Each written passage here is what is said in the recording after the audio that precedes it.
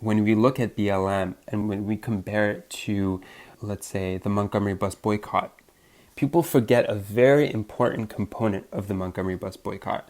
And that is, of course, what Rosa Parks did was incredibly important. And of course, immediately after what Rosa Parks did was immediately important in the sense of boycotting the bus system.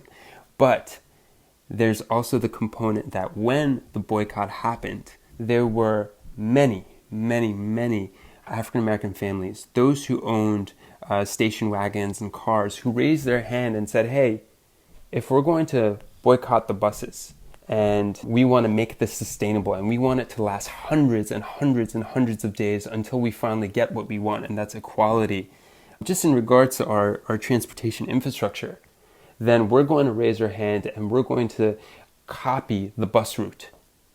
And what we're going to do is we're going to pick people up where they would always get picked up by the buses, and we're going to pick them up by the car, and we'll still charge a ticket. And so what ended up happening was you had essentially a black-led Uber or Lyft or whatever you want to call it, and it allowed the majority of the people who wanted to boycott the system to be able to boycott it successfully without any, inability to not get to work or whatnot, right? And that allowed the boycott to last hundreds of days.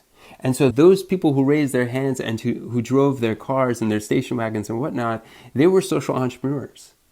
They were the ones who allowed the economics of this to work. They were the ones who allowed the social voices to continue to push forward. And that is a really important component. So when we go out and we protest on a Saturday and then come Monday morning we act exactly the way we did before any form of activism took place, I think that's a major component that's missing. Because when we talk about activism is, to a certain extent, it's rooted in a form of sacrifice. Let's say we don't necessarily like a certain company and we decide to boycott their product. Well, we're going to need another initiative to be able to replace that product for us. And a couple years back, when people wanted to boycott a particular ride-sharing app and they decided to download another ride-sharing app, that didn't make much of a difference, right?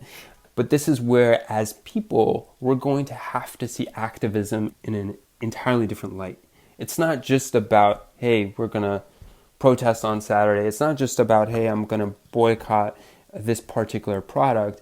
It's about how can I see this from a larger narrative landscape so that we can make sure it's sustainable until we get what we want. And that is equality, and that is maybe an ecological agenda. Maybe that's a human rights initiative, whatever it may be.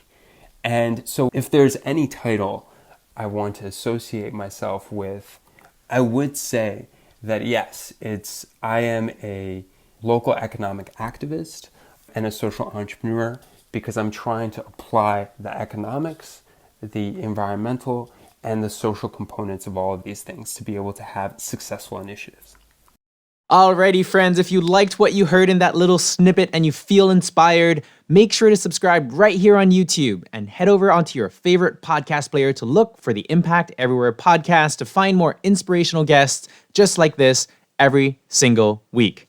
My name is Benjamin Von Wong, and I hope you have a wonderful week. Stay positive because impact is everywhere.